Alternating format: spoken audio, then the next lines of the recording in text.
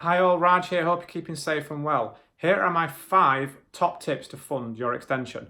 Number 1, get expert financial advice from a mortgage broker. I know you might think I'm being biased because I am a mortgage broker, but I believe in what I'm saying.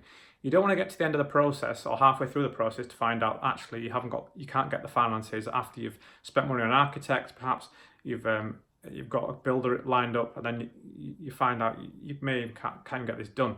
So definitely get advice.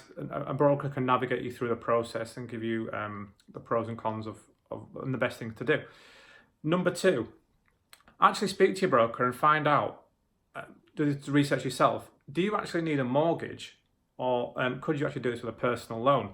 Generally, I can't give advice on personal loans, but I have worked in a bank before, and you can generally get a personal loan up to about 25,000. But it may be better to do that. The advantages of that is it's paid off quicker. The downside to it is your monthly payment will generally be higher because of that shorter term. Personal loan rates are running about 3% at the minute, maybe even 2.5%. I've been having quite a few conversations recently with clients, and I've said to them, look, consider doing it on a personal loan. The other advantage to that is not secured against your house. Tip number 3, get your house valued or find out roughly what the value is. One way you can do that is you can go onto various websites online and look for the sold house prices. For example, Rightmove sold prices.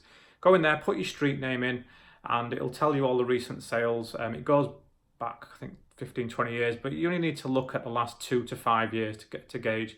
If that doesn't give you much information, then maybe go out a quarter of a mile or even up to half a mile. You'll kind of know yourself which streets and which houses are a similar size and style. Failing that, then you can always ask an estate agent. Just be wary, they are there to make money by selling your house. They don't really want to come out and just value your house just so you can get an extension, but some of them, if you tell them that, they may still come out and help you. Tip number 4, check affordability. This is what your mortgage broker is there for. Check that you can actually get this mortgage. And that also brings it back to the house value. There's no point going out and getting the builders and doing speaking to the architect, doing loads of plans and getting really excited about it when you find out, well, actually, we can't even fund it. Great if you've got the cash in the bank. You wouldn't even be watching this video if that was the case. But check how much money you can pull out your house in terms of the value, and then check will the bank actually give you that amount. You must do this first before you start. I would recommend before you start getting quotes and architects. You may want to know what it costs from a builder, but you can probably get that as an estimate, and there's other ways of finding that out as well than maybe asking other people who've had an extension. And finally, tip number 5, speak to your current lender or get your broker to liaise on your behalf.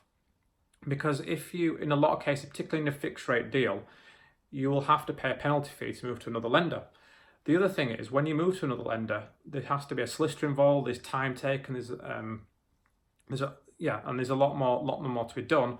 Whereas if you're staying with your current lender, once they've approved your application, they can transfer the money straight to you. There's no solicitor involved. Much quicker and potentially cheaper as well. So I hope those tips have helped. If you are planning an extension, let me know. I'm more than happy to give you some advice, and good luck with it if you are. And have a great day. Thank you.